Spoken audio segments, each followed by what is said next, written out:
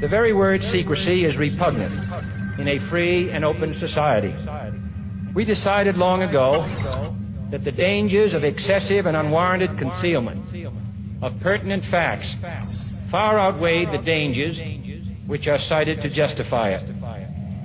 And there is very grave danger that an announced need for increased security will be seized upon by those anxious to expand its meaning to the very limits of official censorship and concealment.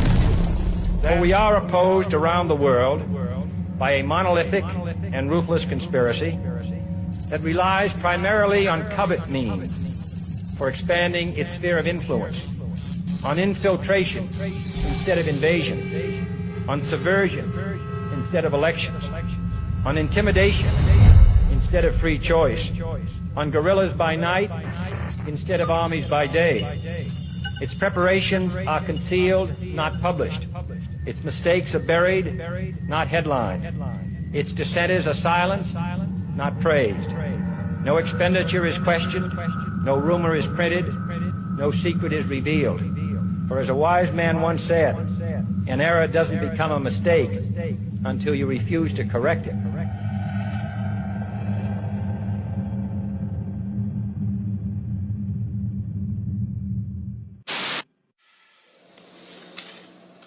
Hundreds of people in the valley say they are hearing voices in their heads. And those voices are being transmitted by microwave or other methods. Well, several viewers asked us to investigate what they call electronic harassment. KMIR 6's Angela Monroe joins us now with what she's discovered. Angela. Electronic harassment, synthetic telepathy, voice-to-skull technology. Chances are you haven't heard of these terms.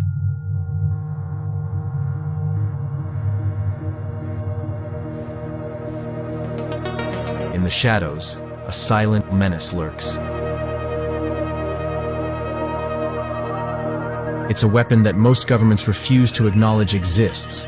We are not aware of a technology that does this. We've never seen a technology anywhere in the world that does this to people. It's invisible, has been in development for decades, and it may have been used to influence you without you even knowing. It's a weapon of mass destruction.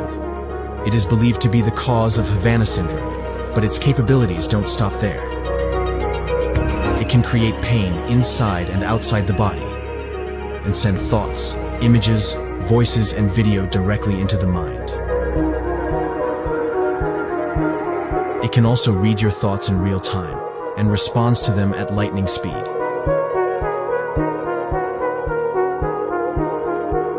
It is being combined with real-world psychological torment that includes gang stalking or flash mobbing to drive people to despair, to suicide, or worse. It is used to torture people around the clock. Every minute of every day for years on end. This torture can include painful spikes and zaps that prevent you from concentrating on anything, or voices in your head that make disparaging comments to you all day, chipping away at your patience and self-esteem while making you paranoid about everyone and everything. Sometimes these voices pose as people you know, or even God. If you speak about your symptoms, you're likely to end up isolated from friends and family,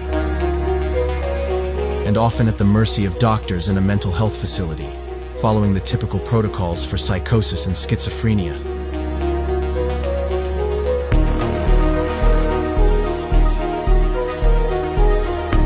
A growing group of people who are under attack from this weapon are refusing to be gaslit on this issue any longer. They're people who know they've been victims of a military-grade neuroweapon and a sophisticated psychological operation designed to destroy their life.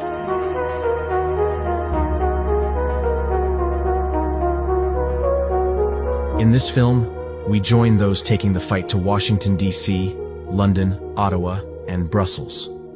The question is, will anyone listen? It's important that we inform the public that there is a serious problem happening with energy weapons and electromagnetic frequency and energy. At the beginning, it felt like there was somebody behind me at all times. My target had started when I went to work for the federal government. I feel like I've been enslaved by someone that I don't know or a group that I don't know that has been testing in a human experimentation manner. If they put you on this program, there's no getting away from it. I've had to kind of learn how to just wipe certain feelings. The program is so well executed that it is difficult for us as regular civilians to prove.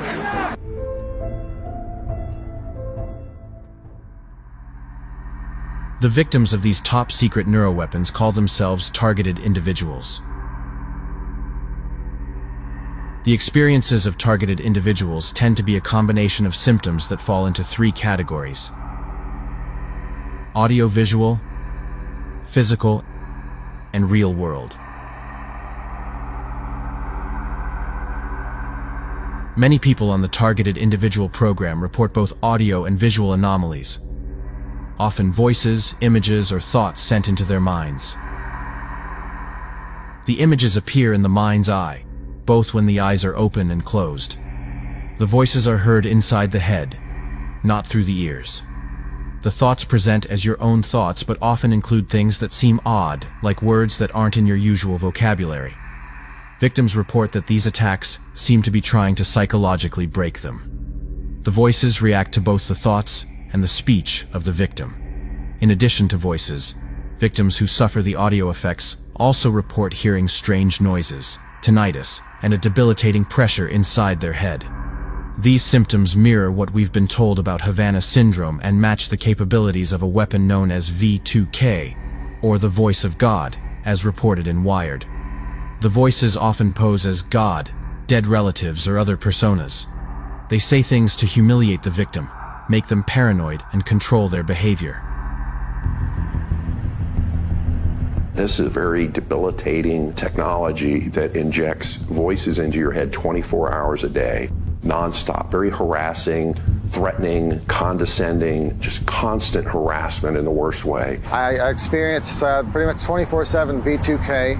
I haven't had silence in around 7 years. There's nothing really said that is worth anything. It's all a lie. Anything that's ever said through V2K is not to be trusted. It's there to make my blood pressure rise, maybe even shorten my life. It was hard for me to talk to people because it was like talking to two people at once, or at least listening to two people.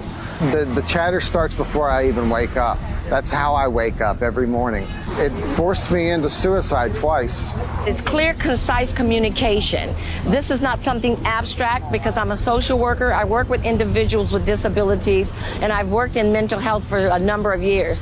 It's not that. It doesn't manifest or present as that. It is individuals speaking to you, taking out your credit card, get that number, you having intimacy, and they're discussing your body parts or your husband or wife's body parts. So this is an active engagement that's happening through some sort of radio frequency.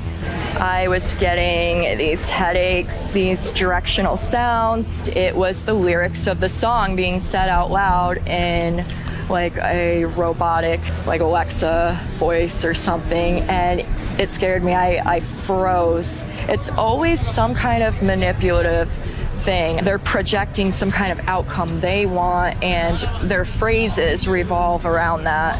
If you're a religious person, they might try to pretend to be an angel or a demon or something, and then try to convince you to do things that you might otherwise not do. I was being sent visuals and images, sort of like an augmented reality overlay. There were visuals being sent to me while I was driving. There was a car accident. The vehicle that I was in rolled over. It started out with V2K, so I started to get dizziness, tinnitus, started to hear family members and friends' voices in my head. Felt like a radio was being tuned in around different areas of my home. It really wanted me to lash out. It was almost like whispers, like they were talking about me. You're locked inside your own head. It wanted to isolate me as much as possible. I knew that it wasn't true, and so it really made me retreat into myself. I got, thank God, on the path of understanding little by little just exactly what this program is. The voices are just, for me, they were very condescending and they were very aggressive.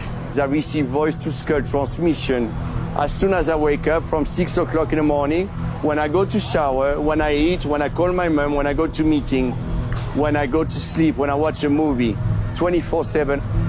It's just a game playing with my mind.